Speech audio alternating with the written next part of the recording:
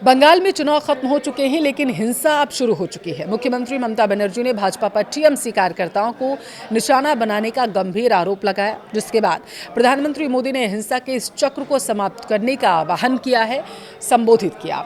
देखिए, आगजनी, पत्थरबाजी की खबरें बंगाल से आई, साथ ही खून से लथपथ कार्यकर्ताओं के वीडियो भी सोशल मीडिया पर वायरल हो रहे हैं। अलग अलग पार्टियों की तरफ से वो जारी किए गए हैं। इस बीच किस पार्टी ने क्या बयान दिया, अभी के बंगाल में हालात क्या हैं, हिंसा से बंगाल में क्या अभी माहौल देखा जा रहा है, वीडियो को लास्ट तक देखिए, विस्तार से आपको बताऊंगी। नमस्कार, आपके साथ मैं पल्लवी रविंद्र सिंह। देखिए, पश्चिम बंगाल के कई हिस्सों में चुनाव के बाद हिंसा और तोड़फोड़ की खबरें आ रही हैं। राज्य विधानसभा चुनाव जीतने वाली भारतीय जनता पार्टी के शीर्ष नेतृत्व ने अपने कार्यकर्ताओं से किसी भी प्रकार की हिंसा में शामिल न होने का आह्वान किया है। मुख्यमंत्री ममता बनर्जी ने भाजपा पर तृणमूल कांग्रेस के कार्यकर्ताओं को चुन चुन कर निशाना बनाने का और उन पर हमला करने का आरोप लगाया। देखिए, 4 मई को भाजपा की शानदार जीत की घोषणा के बाद राज्य भर से अराजकता और हिंसा के दृश्य सामने आए। जहां टीएमसी के कई पार्टी कार्यालयों में तोड़फोड़ हुई है, तो पार्टी कार्यकर्ताओं को परेशान करने का आरोप टीएमसी लगा रही है और उन पर हमला किया जा रहा है, ये भी कहा जा रहा। ये गंभीर आरोप दोनों ही पार्टियां एक दूसरे पर फिलहाल की लगाते हुए नजर आ रही हैं।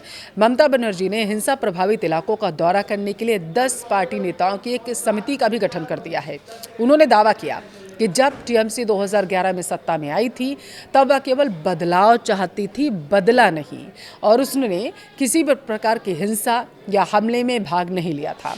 भाजपा के शीर्ष नेताओं ने शांति बनाए रखने की अब अपील की है। खुद पीएम मोदी ने हिंसा के इस चक्र को समाप्त करने की बात कही। पीएम मोदी की ओर से दावा किया गया कि यह पहली बार है कि चुनाव के दौरान हिंसा के कारण एक भी नागरिक की जान नहीं गई। प्रधानमंत्री ने हिंसा के इस चक्र को, अंतहीन जो चक्र रहा है, उसे रोकने की बात कही और कहा कि आगे चलकर भाजपा कार्यकर्ताओं और नेताओं को इस बात पर ध्यान नहीं देना चाहिए कि उन्हें किसने वोट दिया, बल्कि केवल बंगाल की जनता की सेवा पर ध्यान केंद्रित करना चाहिए। चुनाव के दौरान राज्य में लाई गई केंद्रीय बलों की 2400 कंपनियों में से 700 को चुनाव के बाद होने वाली किसी भी हिंसा को कंट्रोल करने के लिए वहीं रहने के लिए कहा गया है। उधर भाजपा प्रदेश अध्यक्ष सामिक भट्टाचार्य ने कहा, अगर भाजपा के झंडे लहराते हुए कोई राजनीतिक हिंसा होती है या टीएमसी के किसी भी कार्यालय पर हमला होता है, तो हम उन्हें पार्टी से निकाल देंगे। उन्होंने ये भी कहा है कि चेतावनी देते हुए कि ममता बनर्जी या उनके परिवार को अगर अपशब्द कहे जाते हैं, तो उस शख्स को भी पार्टी से बाहर का रास्ता दिखा दिया जाएगा, और ये सब इसलिए ताकि बंगाल में शांति बनी रहे। उधर राष्ट्रीय स्वयंसेवक संघ की राज्य महासचिव जिष्णु बसु ने आरएसएस कार्यकर्ताओं से किसी भी प्रकार की हिंसा में शामिल न होने का आग्रह किया और कहा कि ऐसा करने से राज्य में टीएमसी शासन के जंगल राज की स्थिति फिर से उत्पन्न हो जाएगी। उन्होंने चेतावनी दी है कि अगर कोई गलत कार्य करता है तो उसको दंड दिया जाएगा। हिंसा की खबरों के बीच निर्वाचन आयोग ने पश्चिम बंगाल के मुख्य सचिव, पुलिस महानिदेशक और केंद्रीय सशस्त्र पुलिस बलों को चुनाव के बाद होने वाली किसी भी हिंसा से निपटने का कड़ा निर्देश दिया। आयोग ने विधानसभा चुनाव परिणामों के बाद कानून व्यवस्था बनाए रखने के लिए कड़ी और तत्काल कार्रवाई की आवश्यकता पर बल दिया।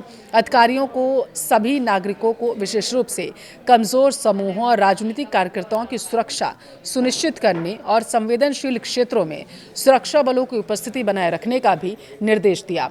आयोग की तरफ से कहा गया है कि केंद्रीय सशस्त्र पुलिस बल पश्चिम बंगाल पुलिस को शांति बनाए रखने में सहायता प्रदान करते रहेंगे आगे भी, जबकि जिला प्रशासनों को स्थिति पर कड़ी निगरानी रखने और सभी स्तरों पर जवाबदेही सुनिश्चित करने के लिए कहा गया।